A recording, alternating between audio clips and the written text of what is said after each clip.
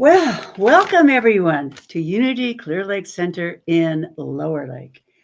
And now, would everyone please mute your sound? And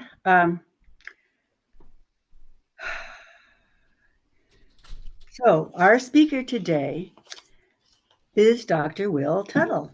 And I was wondering, Will, when you began sharing your music and messages with us at our center. So then I looked way back. So you know that in 2010, you gave your first lecture and piano and the whole thing at our center, and you even had a workshop afterwards. So, oh my goodness, you have been part of our Unity family for so long, and we welcome you today. It's always an honor to have you with us. And today you are going to start our service with a music meditation. Thank you, Will. Yes, thank you so much, Barbara, and it's my delight to be here. So we'll go ahead. Yes, we're in Lake County, and we're back home from our tour. So I'm in the living room, and we have a piano.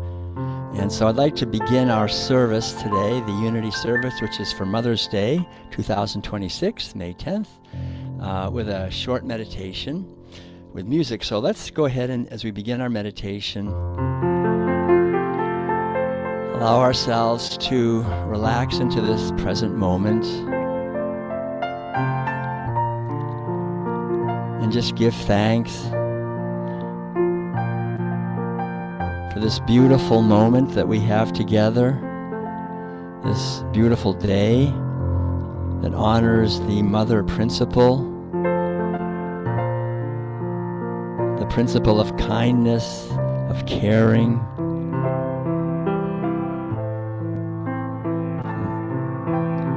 the principle of love, of wisdom that shines in each one of us.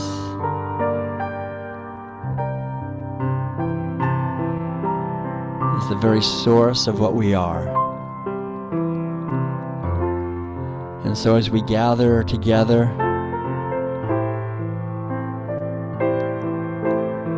we allow our hearts to fill with the light of loving kindness, and we understand that we are interconnected with all expressions of life. And so from our heart, we radiate the light of loving kindness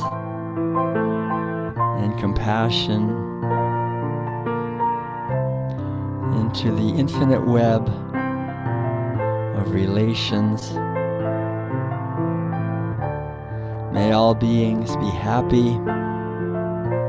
May all beings be at peace. And may all beings be free.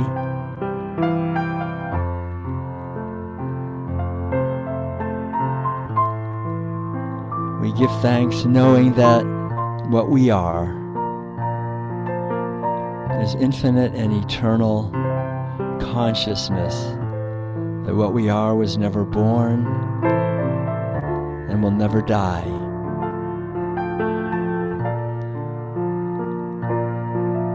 And that we are on this beautiful earth, each one of us with a unique mission and ministry and purpose. And we give thanks for the inner wisdom helping to awaken us to the truth that we are.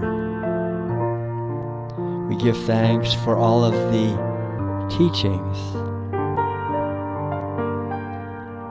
of all the world's wisdom traditions. We give thanks for the unity teachings of spiritual healing.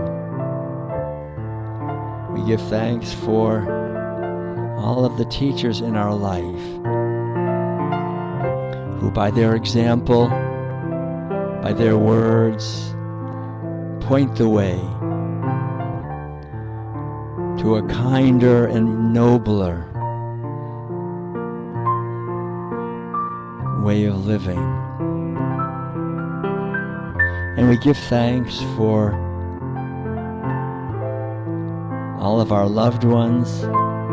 We give thanks for the unity, community, and the community of all living beings, and for all of the nations in the world, and for the whole human family on our adventure of awakening. We give thanks especially for the beautiful animals of this earth, celebrating their lives, flying through the sky, swimming in the waters, traveling over the land,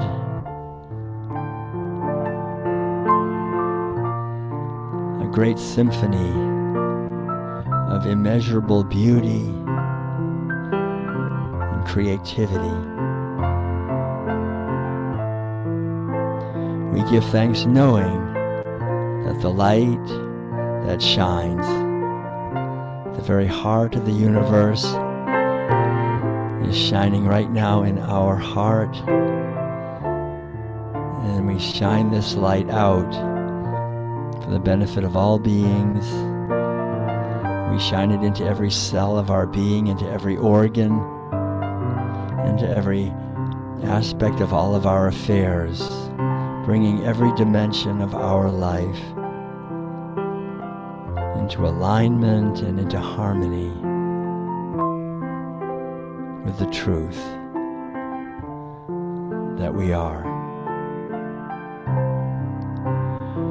And so as we close our meditation, we give thanks, knowing that we are part of the awakening of human consciousness on this earth during these critical times. May we continue to work together to build a more enlightened society, a world that cares for everyone, a world that reflects the truth of the inner Christ presence. We give thanks knowing this is so.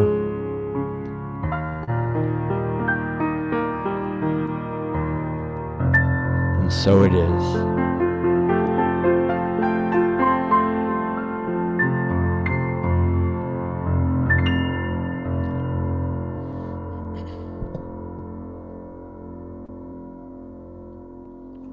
There. Oh, Will, thank you. That was beautiful. Thank you. I give thanks for you for that beautiful message. So now I would just like to make a few brief announcements. Um, so beautiful. So anyway, just to let you know that our church will be open next Sunday. Patricia Holler will be there. And have you overcome you? Yes, not your neighbor, not your circumstances, not your past, but you. This is her talk for that day, and plan to bring something to share at our monthly potluck. Thank you, Patricia. And then our Zoom service after that on May 24th will be Reverend Bob Brock with a Memorial Day talk. And his musician will be Bill Barrows. And so we know that'll be terrific in every way. And then at church on Community Sunday, the 5 Sunday month, at May 31st, it will be with Sarah Merlin, her talk, The Gift of Mary, Our God, Queen of the Universe, will be blessing you. And you know she's always inspiring, and she has live music, and that will be at church. So just to let you know, too, of course, that we're so grateful for your love donations and things. Just Unity, Box 755, Lower Lake, California, 95457. So now, continuing, I'm going to read the invocation affirmation. I want you to think about it. This is who we are. First, there is only one presence and one power active in my life, God, the good, omnipotent. And then there is only one presence and one power active in unity, Clear Lake Center. God, the good, omnipotent. And finally, there is only one presence and one power active in our world. God, the good, omnipotent. And then the five basic ideas of unity, which is really the foundation of unity. One, God is absolute good, everywhere present. Human beings have a spark of divine spirit within them, the Christ consciousness within, therefore, they are inherently good. Then human beings create their experience by the activity of their thinking. Thoughts held in mind produce after their kind. Prayer is the process that affirms our connection with God, mind, and brings forth wisdom, healing, and everything good. And finally, knowing and understanding universal laws, also called truths, are not enough. A person must also live the truth that he or she knows. And I would like to continue reading now the daily word for today. For today, May the 10th, blessings for mothers. I bless and give thanks for mothers in my life. Today, I celebrate and honor the world's mothers. First, of course, is the mother who nurtured and guided me to be the person I am through her love and example. I also bless those who have shown me a mother's love throughout my life. These special ones will be grandmothers, maybe grandmothers, aunts, and other family members, but perhaps a neighbor, a teacher took me under their wings, offering me support and encouragement. I have a deep appreciation for them all. On Mother's Day, I bless the mothers and the mother figures in my life with thoughts of gratitude and love. I hold these dear ones gently in prayer, affirming they know the tender, nurturing love of God as they have so selfishly shared with me.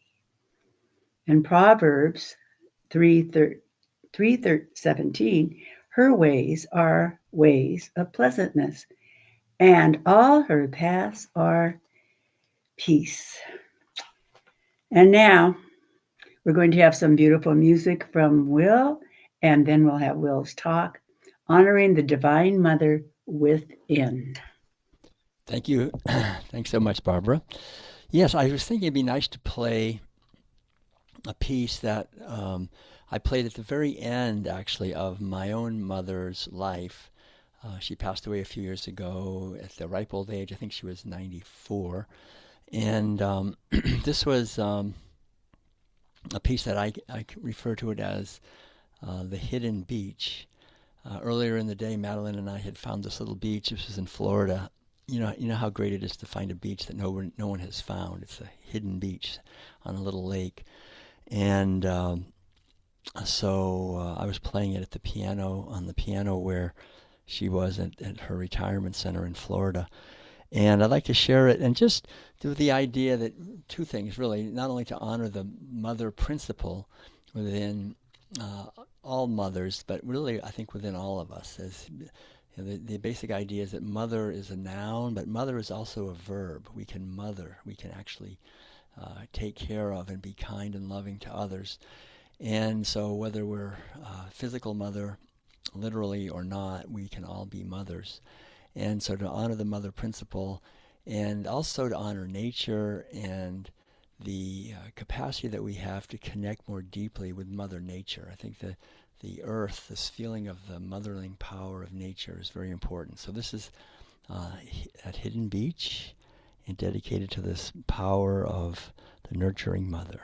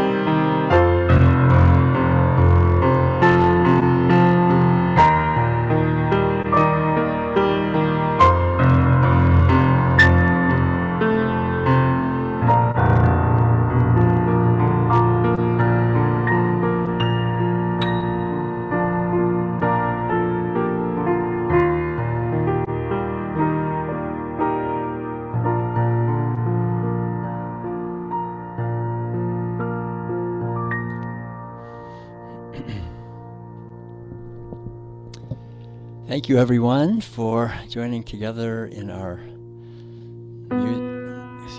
music.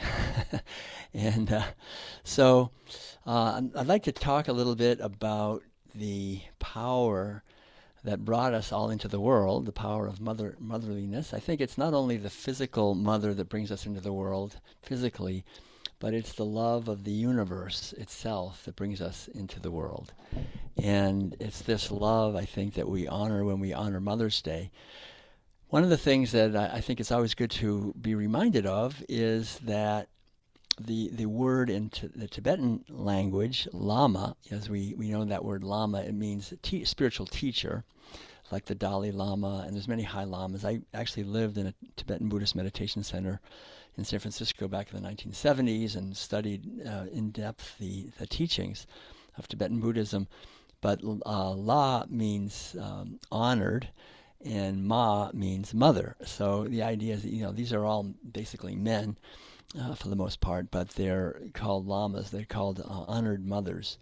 And so I think, this is a universal understanding that when we develop a caring heart, then we become mothers. We're mothering. We're mothering to others. We're helping them the way a mother does. And the idea in a lot of the wisdom traditions, especially I think in the Tibetan Buddhists, but others as well, is that it's very helpful for us to cultivate a heart of loving kindness for each other, for all expressions of life.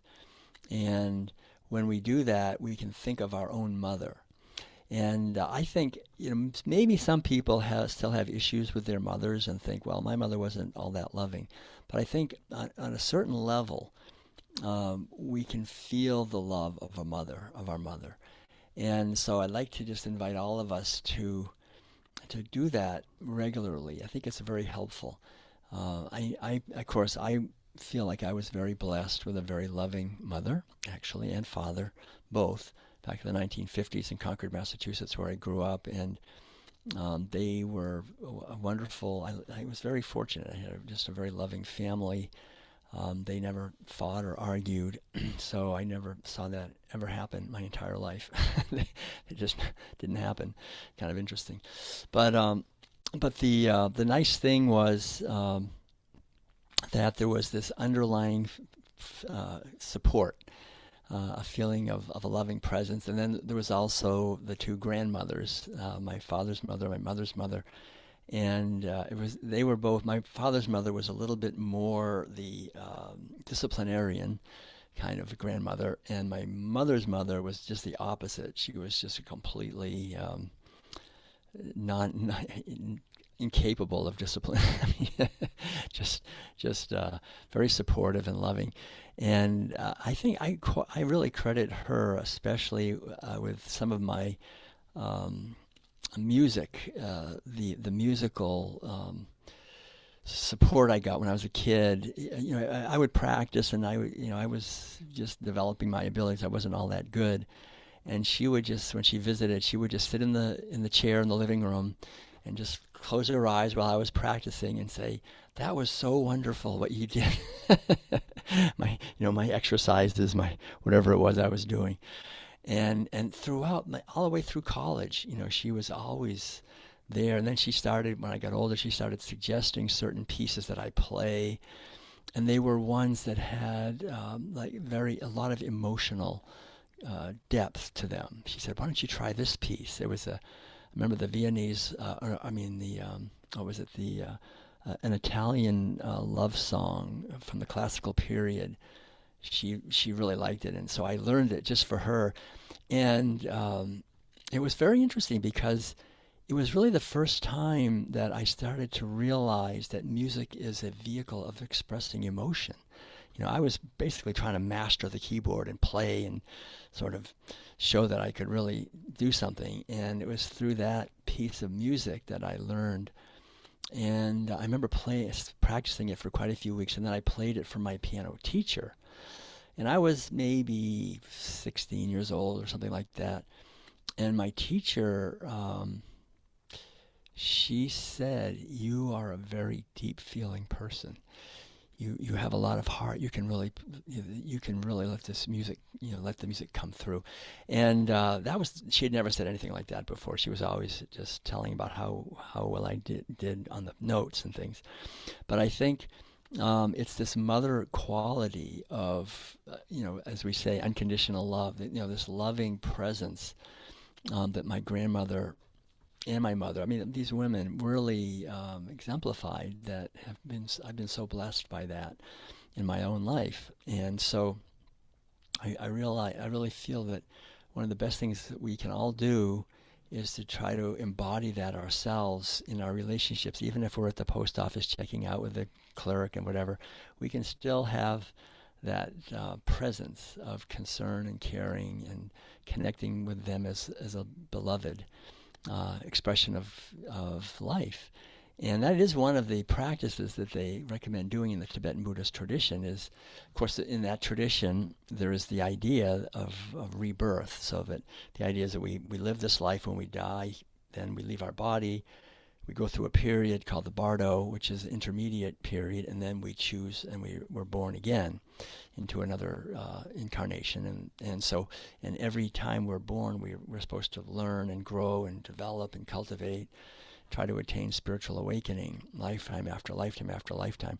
But the idea is that we've been doing this for so long, so many millions of years, that everyone we ever meet anywhere has been our mother at some point.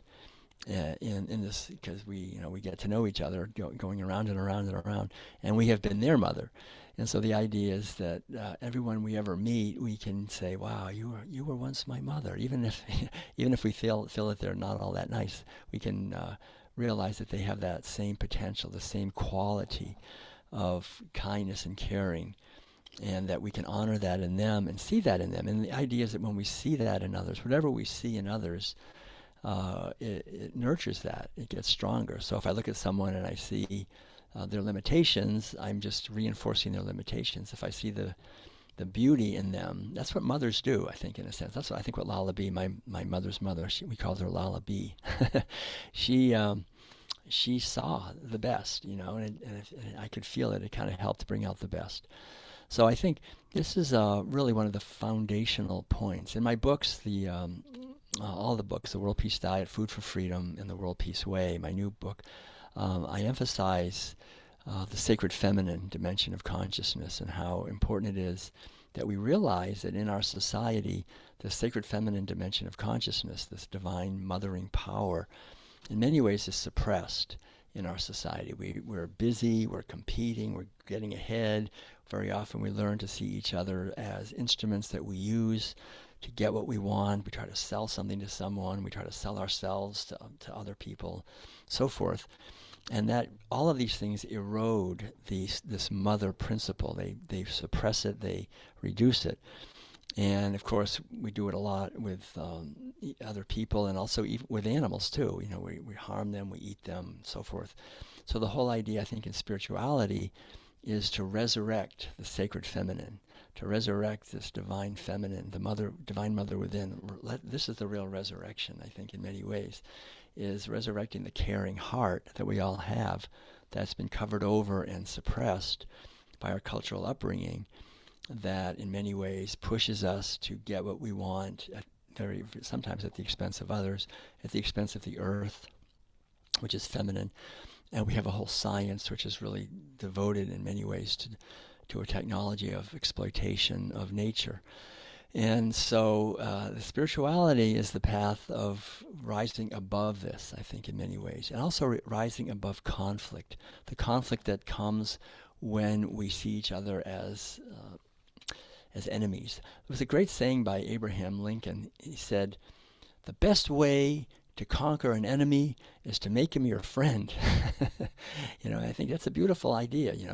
When we transform the relationship into a friendly relationship, the enemy energy is gone, and we can do that. We can do that in our world. So I think it's good to just remember. I pretty much always mention this, so I'm going to mention it again today on Mother's Day.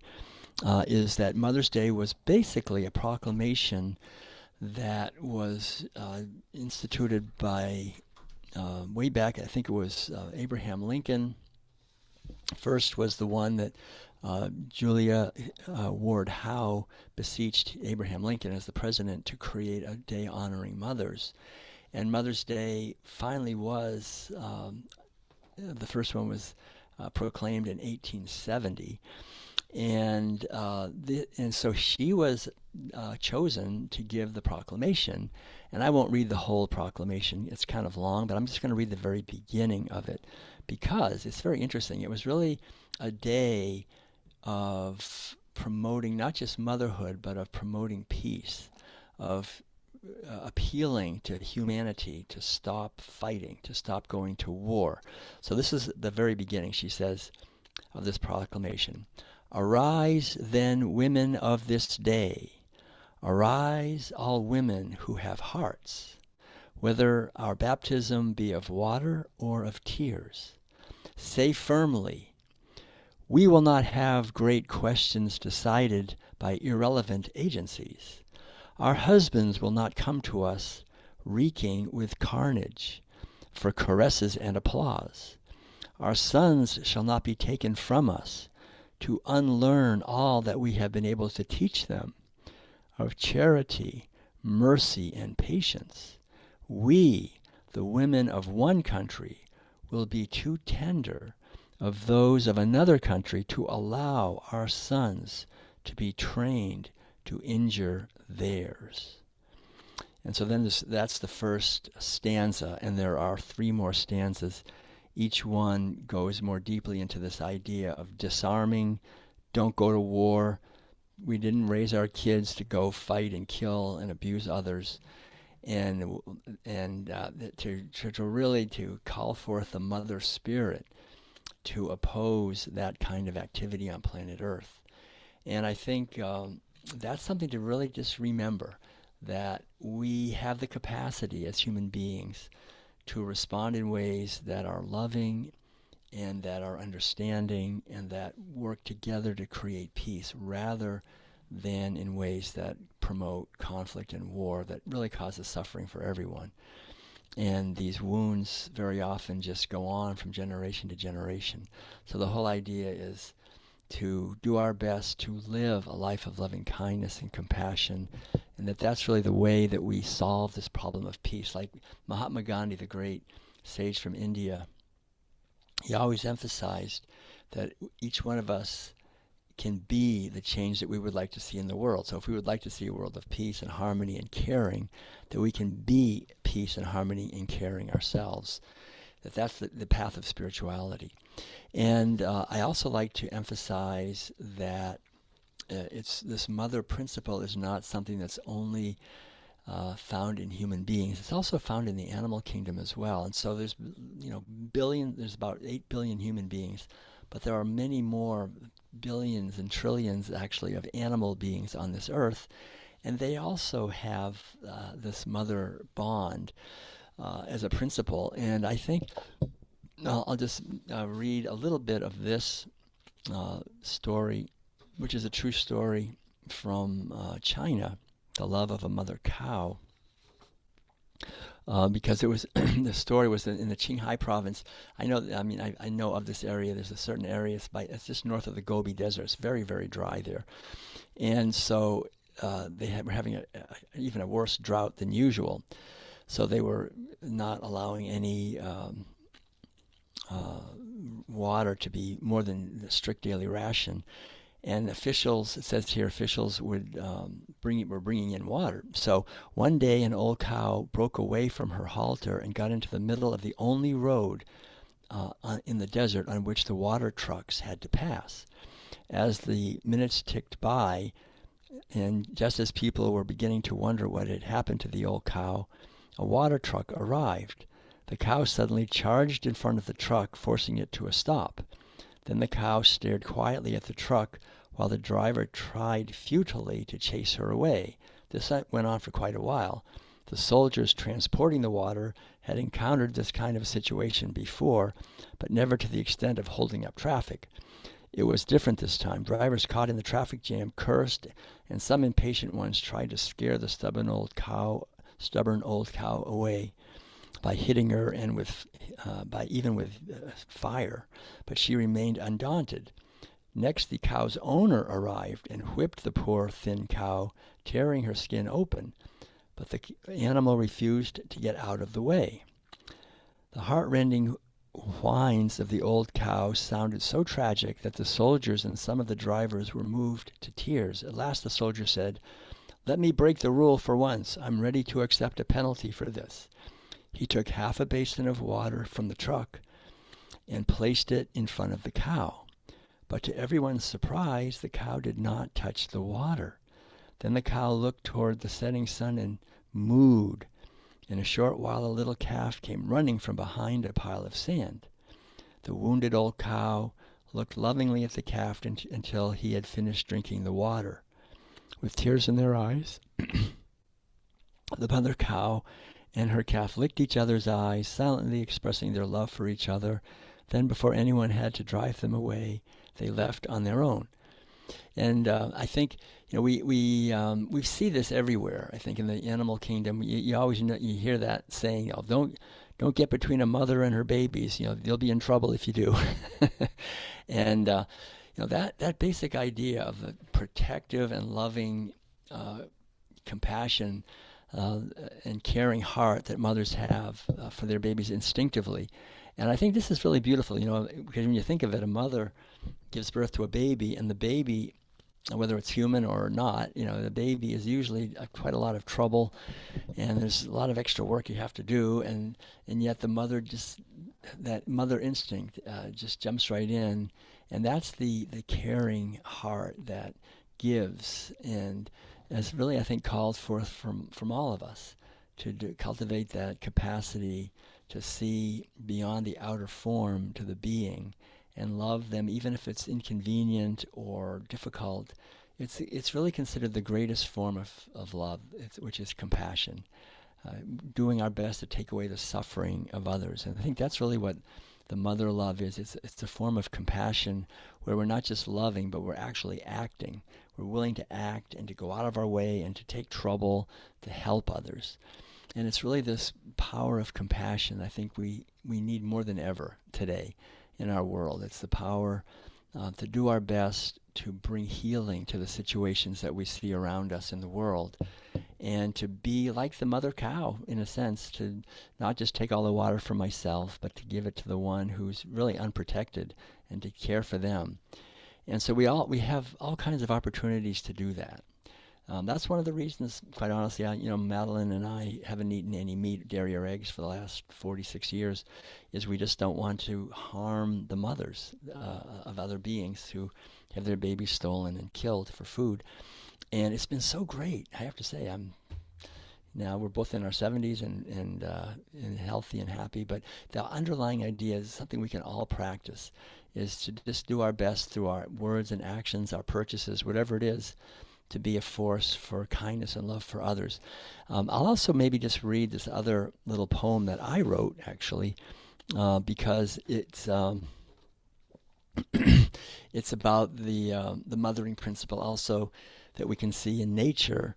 And it's a true story when I was up camping by myself in the Sierras. So here it goes. I'll just read it. It's not too long. On a solo meditation retreat high in the Tahoe wilderness, the third night in my little tent, I hear scratching sounds coming from my backpack, hanging on a nearby ponderosa pine. Check watch, 1:15 a.m., and put on headband flashlight. Unzip the tent door, and yes, there it is again, scurrying sounds in the pack. Maybe one of those many squirrels around here. Concerned about their sharp teeth, I shake it and open the top and command, "Come on out." But nothing happens. So I pull the pack off the tree and turn it upside down. Everything comes tumbling out, but no little creature. And curiously, a single paper napkin has been chewed into hundreds of tiny pieces, like snow fluttering to the pine-strewn earth. Then I see her, a little mouse, still clinging on the inside. And so, shake once more, out she tumbles to the ground, and scurries off into the darkness.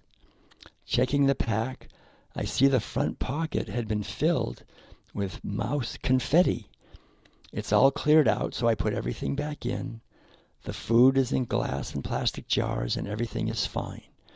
Looking around now, looking again now on the ground more closely, I suddenly see a worm-like creature, quite revolting looking, dark grayish brown, wrapped in a tight membrane, with sealed shut eyes. My gosh, a just-born tiny mouse. There's another, and another, and another, 4 in all, strewn about among the tissue paper of their former nest, shivering and helpless in the cold. Just then, Mamma Mouse returns and walks right up to a 5th little neonate I hadn't seen. She's right in the bright field of my headlamp, just 3 feet away, her brave dark eyes focused on her task. She picks up the little one in her front paws and raises him delicately to her mouth. After a few seconds, he's secured. She turns and runs off with him into the night. I realize this is the only way to save them. So I turn off my light, head into the net, zip it up, and lie down again. When morning comes, I step carefully out, and yes, sure enough, Mother Mouse has taken all 5 babies away, and she's even taken most of the tissue paper nesting as well. I send her love and apologize, and wish her family well. Soon I'll be packing up to leave, but I have been inspired by the caring and courage of Mother Mouse. So that's my little poem. And I think it's really beautiful to somehow in our lives to see this universal current that runs everywhere through all the families of all living beings. You know, Madeline and I have been very blessed to travel the whole world, really. I mean, we've given lectures in over 50 countries, all over Europe, Eastern Europe, Western Europe, Asia, Southeast Asia, China, Australia, New Zealand, Africa, the Middle East, South America, all over all 50 states in the United States. You know, traveling to all these different cultures everywhere, and we see this universally, the importance of family, healthy families, for making healthy people. And a healthy family really requires the mother and the father, you know, this mother and father energy. And both of them really, I think, are 2 sides of the same coin of love. They're both mothering. They're both kind and caring. One is a little more nurturing, one is a little more protective, but they're both very similar in the sense of expressions of caring and compassion and wisdom. And so these, wherever we are, we see this very clearly, and I have so many examples of this. It's very interesting, and it's interesting how in places where there's a tighter family bond, it's like, for example, we're giving lectures promoting vegan living, and so I remember in India, for example, it's a very traditional society, and so the people they eat together, they eat all their meals together. That's very important. I think it's very helpful. I was reading the other day that in the United States, it's something like 80% of the people are eating alone by themselves. And that's not how it is in traditional societies. You know, everybody's eating together, and people, if anybody's going hungry, it's because everybody's going hungry. You know, they're sharing the food and they're eating together. But it was interesting because whole families would come up to us and they'd say, "We're all vegans," and it was interesting because it was like one of the kids maybe said, "I'm going to go vegan," but like, well, then we all have to go vegan then, because you can't you can't eat something different. We all eat together, and it's very interesting, because like in our society, people can kind of do whatever they want. We're very independent in a sense, but that comes with a price. Independence has something to be said for it, of course, and individual freedom is important, but the grounding in the in a network of relationships that are loving is very, very important for us as human beings, and especially as we're kids growing up. And so it's this mother power that I think we can exemplify, we can tune into, and we can manifest in our lives that will bring us, I think, faster than anything else to higher levels of consciousness, to liberation. Because the basic teaching is the more we bless others and do our best to liberate others, the more we are blessed and the more we free ourselves from delusion. So I want to thank all of you for your efforts to help embody what motherhood is. I know mothers are the most precious resource a society has, really caring mothers. If a baby is born and does not get that loving care, then psychologically, physically, emotionally, on every level, they will suffer, and that suffering can go on for many, many years. And so all of us, the good news is all of us can heal, from whatever happened when we were young. And there's an old saying that it's never too late to have a happy childhood. So we can always we can reframe our childhood and see the best. There's so many memories maybe we have blocked of wonderful things and caring and kind actions, and we can open to those and feed those. And also the more we are a loving mother ourselves in our relationships with the people in our lives and with animals, and not just with animals, with everything. Really, I mean, like if I'm washing the dishes and if I hang up the dish towel when I'm done, or if I dry the dishes as a mother with loving feeling in my heart for the dish towel and for the dishes, that love that I'm putting out even for the dishes comes back, and I feel loved. That's the beautiful thing. We never have to worry about being loved. We're always loved, and we feel it, I think, to the degree that we are being loving ourselves. And we can be loving all the time, at every moment, with what we're doing and whoever we're interacting with at the time, and whatever we're interacting with. Everything is alive. Everything is filled with the spirit of the divine force that births everything. And we are all manifestations of that one life. So the more we love all the other manifestations of that one life, the more we not only feel loved, but we are living in the wisdom of love. And our life can go forth as an expression of love. So again, thank you all for your efforts. No effort we ever make is ever lost. And each one of us, as we do our best to be lamas, honored mothers in our relationships with those we see and those we don't see, because our purchases go out and they do all kinds of things. So we are always interacting with others.